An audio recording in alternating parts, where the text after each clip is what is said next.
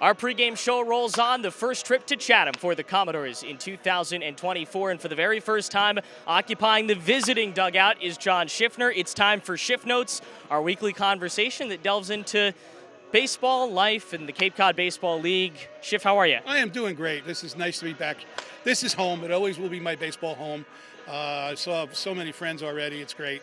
I'm humbled to be here. Humbled to be back.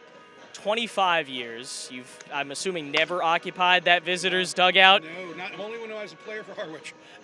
What is it going to be like for you to sit there and look out and see the A's cap on the other side of the field? Has it really sunk in yet? No, it really hasn't, and it may not.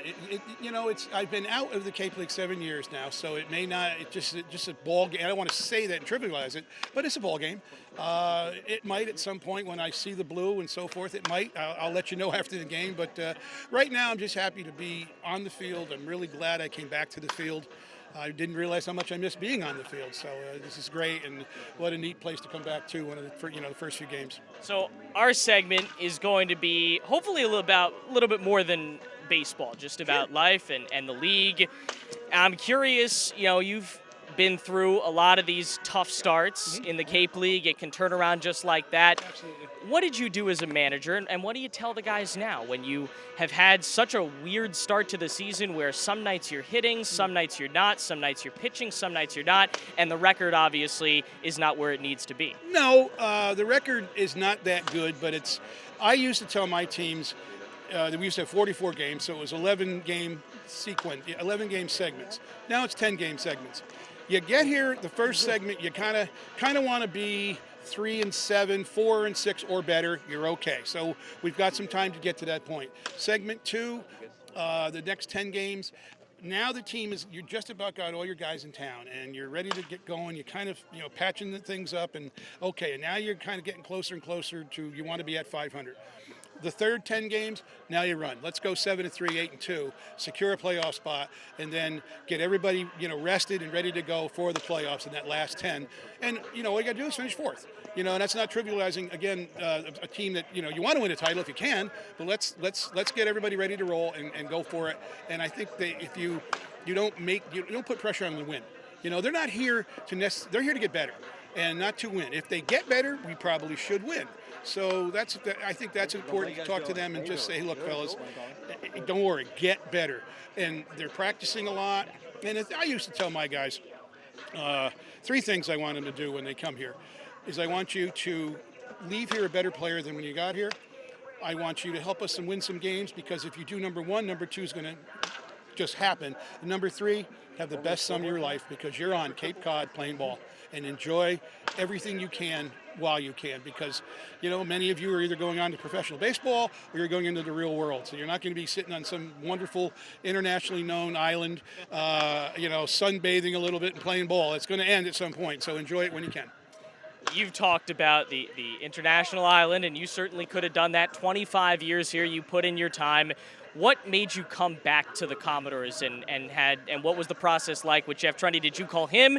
Did he call you? How did you come to this franchise? We were just talking, late winter, and we were just talking, and I said, hey, you want some help? And he goes, huh? Do you know somebody? Yeah, me. And he says, you want to work with us? I said, yeah, let's go. You and I, we've been dearest friends forever, and we see things from the same colored glasses, and it's a perfect match. And I knew the assistant coaches pretty well. We've met before.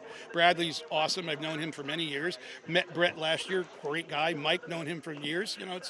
Lauren, the other Laura, she's here. So it's and I've met some, Cullen and Mike are phenomenal administrators. It's a great place, and it just seems like what a nice match. What a nice match to do it again. And, there's no stress for me. It's like teach, coach, talk, help the kid out. What are you doing? See another set of eyes, and I'm having a blast. All right, well, you're doing it again, and you're doing the fog again. I have to ask, it's always seems to be the factor in Chatham. You saw it all last year. I saw you running back and forth in these games last year. What do you forecast for tonight? It's looking like this might be one of those nights, and I always like to say this. We're going to get weather tonight, okay? I think you're going to see both fog and rain. I don't know about the rain as much. This is fog sitting above us right now. And the way it works around here, as the sun sets, the air gets cooler and the fog can now sit because the ground's going to cool off as well. The warmth of the ground keeps fog up. Once the ground cools off, now the fog's going to drop. Now, how much of it is up there? How thick is it? Depends on dew point and a few other things. And then you got you got Nantucket Sound being about 70 degrees. You got the Atlantic Ocean about 55 degrees.